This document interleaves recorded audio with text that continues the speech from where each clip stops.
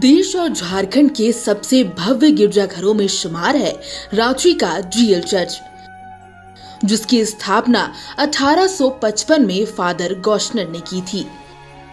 बताया जाता है कि उस वक्त उन्होंने 13,000 रुपए चर्च के निर्माण के लिए दान में दिए थे। इस चर्च की नींव जर्मनी से रांची पहुंचे कुछ पादरियों ने 18 नवंबर 1851 को डाली थी। इसके बाद 1855 में इस चर्च का संस्कार हुआ। झारखंड का सबसे पुराना गिरजाघर, जिसे 1855 में बनाया गया और 1857 में विद्रोह के समय जब फॉरेनर्स और मिशनरी को लेकर के लोगों में गुस्सा था, तब इस चर्च को नुकसान पहुंचाने की कोशिश की गई और इसके निशान आज भी इसकी दीवारों में जो तोप के गोले हैं उसके निशान बताते हैं कि किस तरीके से इसको तोड़ने की, ध्वस्त करने की कोशिश की गई थी, लेकिन उसके बाद भी इस चर्च को कोई नुकसान नहीं पहुंचा।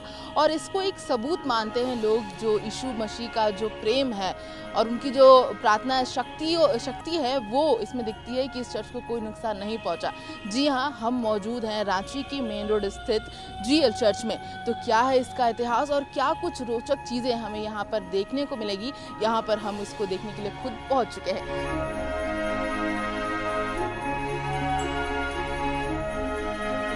बताया जाता है कि 1857 के विद्रोह के आरंभ हो जाने के बाद गॉशनर कलीसिया में मिशनरियों पर घोर विपत्ति आ गई। मिशन और विदेशी लोगों के खिलाफ लोगों में बड़ा गुस्सा था। उस वक्त जीएल गिरजाघर पर 4 गोले दागे गए। उनका मकसद गिरजाघर को तोड़ने का था। गोले के निशान आज भी गिरजाघर के पश्चिमी द्वार पर देखे जा सकते हैं।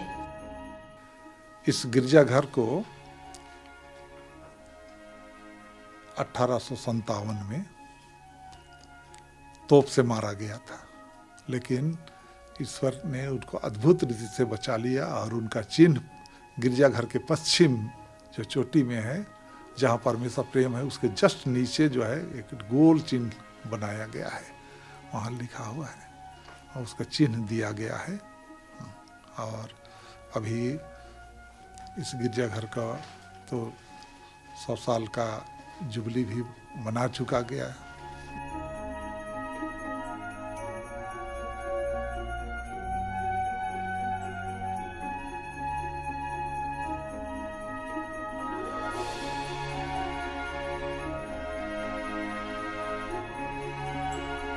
चर्च का पूरा डिजाइन जर्मन वास्तुकला का नमूना है। इसमें 500 के आसपास लोगों के बैठने की व्यवस्था है। ये पूरा चर्च जर्मन आर्किटेक्चर का ही एक नमूना है, जहाँ पर दरवाजे और लकड़ियों की बेंचेस और सीढ़ियों से लेकर के जो रूफ, जहाँ पर पिलर और छत का इस्तेमाल होता है, उसमें भी इन मजबूत लकड़ियों का ही इस्तेमाल किया गया है उस ज़माने के हिसाब से। और वो कितनी मजबूत है इसका अंदाज़ा इसी से लगाया जा सकता है कि आज तक ये लकड़ियों से बनी चीज़ें, सीढ़ियाँ और बेंचेस अभी तक उसी तरीके से मजबूती से यहीं पर है।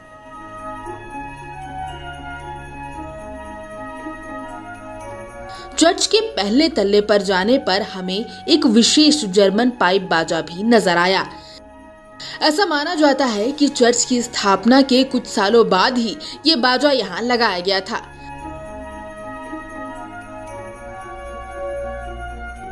इस पियानो के आकार का ये बाजा किसी ने जर्मनी से गिफ्ट के रूप में दिया था। इसे बजाने के लिए चर्च में लोगों को विशेष प्रशिक्षण भी दिया जाता है। चर्च के पश्चिमी दरवाजे के एक कोने में एक टूटा हुआ घंटा भी हमें नजर आया। इसे चर्च के शीर्ष पर लगाया गया था। इस घंटे पर अभी भी बर्लिन का नाम अंकित है, जो कि ये प्रमाणित करता है कि ये जर्मनी से लाया गया था। मगर गुजरते वक्त के साथ अब ये अपनी दशा बता रहा है। इसे शीशे में संरक्षित करके रख दिया गया है। अपने इतिहास को आज भी तस्वीर के रूप में जीएल चर्च प्रस्तुत कर रहा है।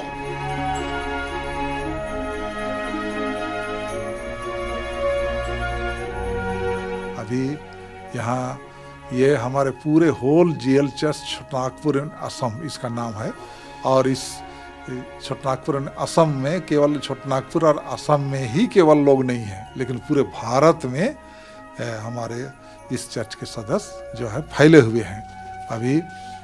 तो इसलिए जब रजिस्ट्रेशन हुआ तो छोटनागपुर में असम के नाम से हुआ, लेकिन पूरे भारत में हमारे लोग अभी पाए जाते हैं। जीएल चर्च लूथरेन परंपरा का पालन करता है। ऐसे में इसका कण-कण यीशु मसीह के संदेशों की याद दिलाता है।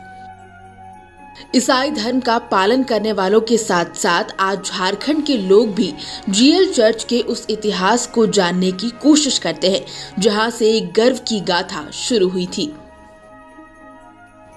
क्रिसमस के समय में जीएल चर्च देखने लायक होता है, चाहे वो वहाँ पर लोगों की भीड़ हो या फिर चर्च की सजावट। ऐसे में जब हम यहाँ पर पहुँचे और चर्च के हर कोने को देखा, चाहे वो प्रेइंग हॉल हो या फिर सबसे ऊपर घंटा घर, एक ही चीज़ हमें यहाँ पर देखने को मिली कि यहाँ की चर्च की जो हिस्टोरिक वैल्यू है वो किस तरीके से ब्यूटीफुली रिप्रेजेंट की गई है। और यही कारण है कि आज भी ये चर्च लोगों को लुभा रहा है और लोग दूर दूर से इस चर्च को देखने यहाँ पर भगवान यीशु मसीह की प्रार्थना जरूर करने आते हैं। मेरे सहयोगी नवल के साथ मैं प्रभा शर्मा, समाचार प्लस, रांची।